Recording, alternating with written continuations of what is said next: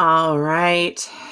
Hey, my students, miss you guys. I am going to show you a little bit about PiskelApp. And again, pay attention to the spelling. I'll put a link in Classroom, of course, but it's PiskelApp.com.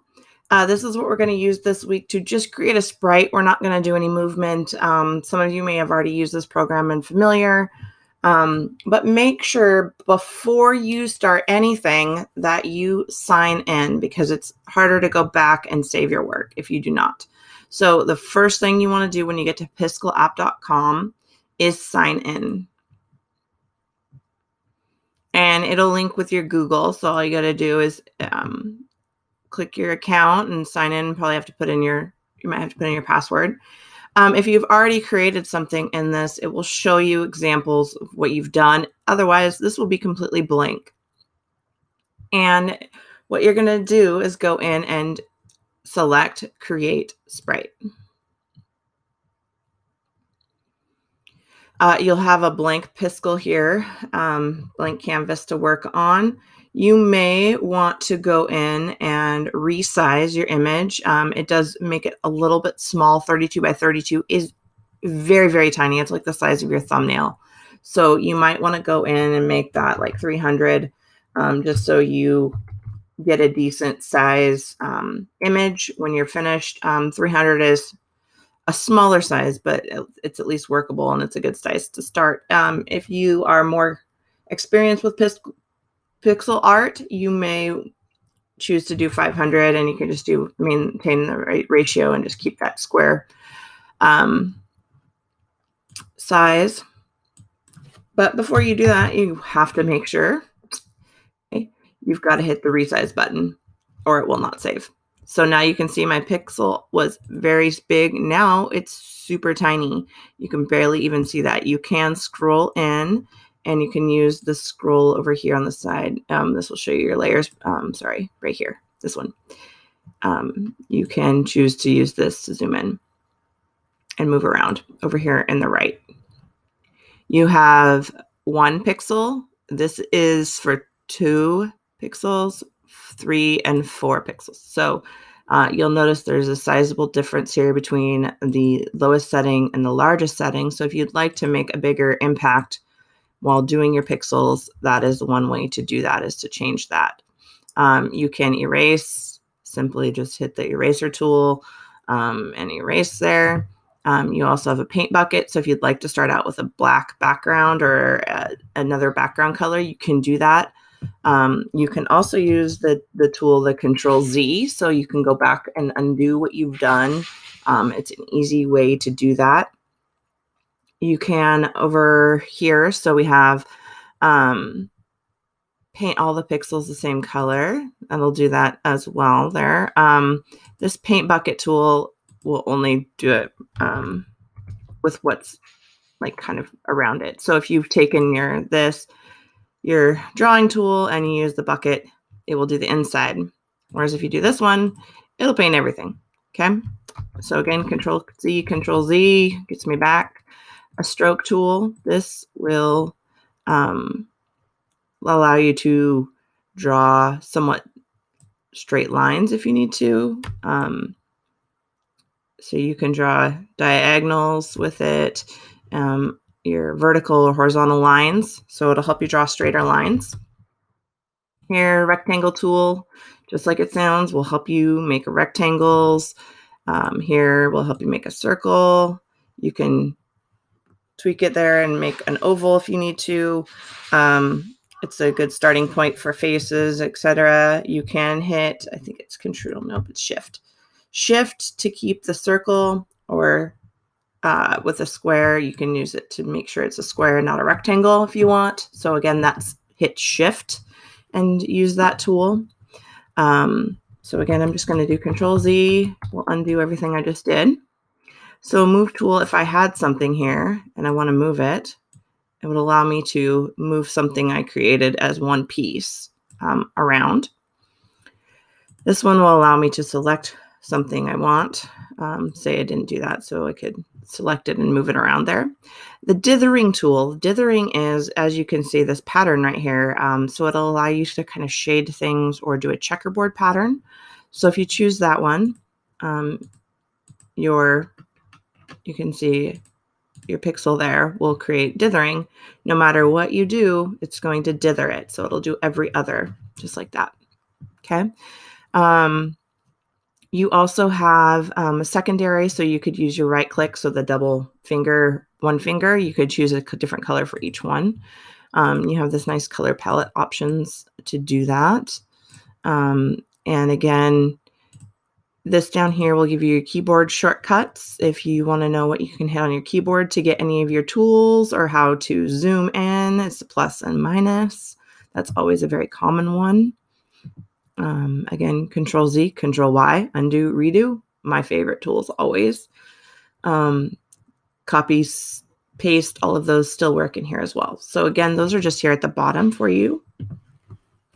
Here you have layers. So if you're going to get more complicated, you might add layers. We talked about that a little bit in our video stuff. So basically you have one layer and you can put it on top of the other. And so when you get into making a animation, that will be very, very useful. Just making a simple sprite right now is not necessarily, unless you want to be able to move the sprite or the character or the image that you're going to create to use. And that would be using frames here to add the different layers sometimes. So add, create a layer. So you'll see, you can see the other one below it. And then I can create on top of it with my dithering tool. I changed those two colors, so now my dither is different. You can move which layer is where. So there you have it. See, it's changing which one's where. And which ones you are focusing on. This program, you do need to save to your gallery. It will save it online. You can give it a title so you can find it easier. This one I'm just going to say is just a practice. Okay. And save to your gallery. And then that way, when you log into Piskel, it will be in there for you to go back to edit later. Export is if you wanted to make it an actual GIF or a TIFF file, or a PNG, depending on what you're doing there. Download it. It'll go into your downloads down here below. And again, I've created a program that shows you how to get to your downloads, or a tutorial in YouTube, and you can do that as well. Okay.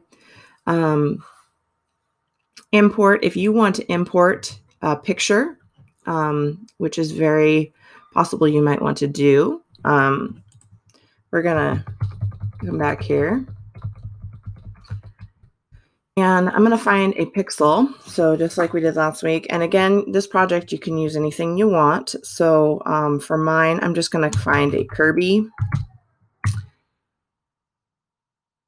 Oops.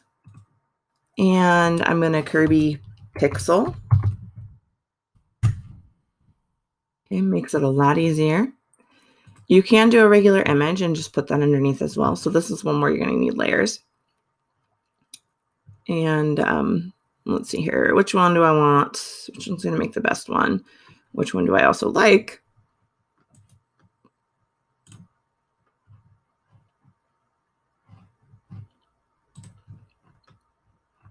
I like this one. It's got different colors in it. So I'm going to save the image.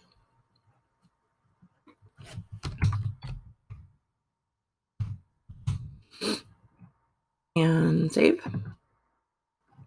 And Piskel. So I can import. Remember, import means to bring something into it. So it's the bottom one here with the folder. And I'm going to browse local saves. No. Sorry. I'm going to import a picture, and that will go into my stuff here. I need my pictures and find Kirby, open, and this is the size he is. I'm just going to leave him that way because sometimes if we change it too much, it'll distort it. And that'll be on one layer. And if I'm going to try and copy him, I need to add another layer. See, I can still see this on here. And then also what it will do is give you a palette to choose from. So it will give you all the colors that are already in this image. So I can choose one that I think is pretty close. And again, it doesn't have to be exact, but it's just helping you. Oops, I'm still on my dither tool. So I Control Z. I'm just going to use my pen. Okay, and I can go through and just create here. And remember to follow your directions for creating a proper pixel image from last week. Again, I'll link that one to this week's as well. We still need to follow those things for formatting and making a good image. And then here again, you can just go and find the next color.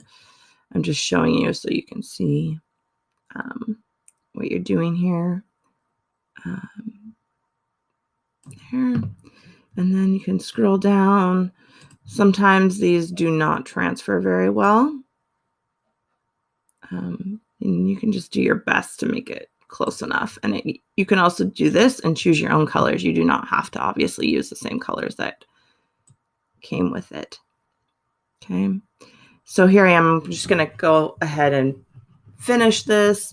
And one way you can do it is to do the screenshot. And again, I will put a link on here for accessing your downloads and screenshots and camera photos again. Or you can export. And here we are not making a GIF, we're just making a PNG. So you hit PNG, download, export file, Sprite export.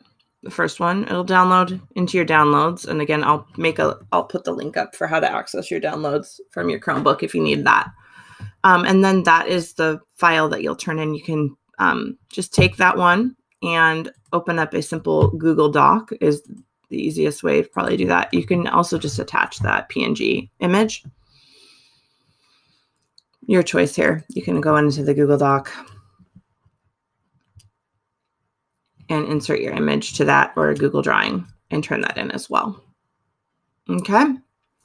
I think that's everything. I'm going to stop yakking at you. And of course, you can always email me or comment on the assignment and I can get you some help if need be. And if I need to make more tutorials or something like that, or if I need to do something for you, just holler at me. I will do that for you. Okay.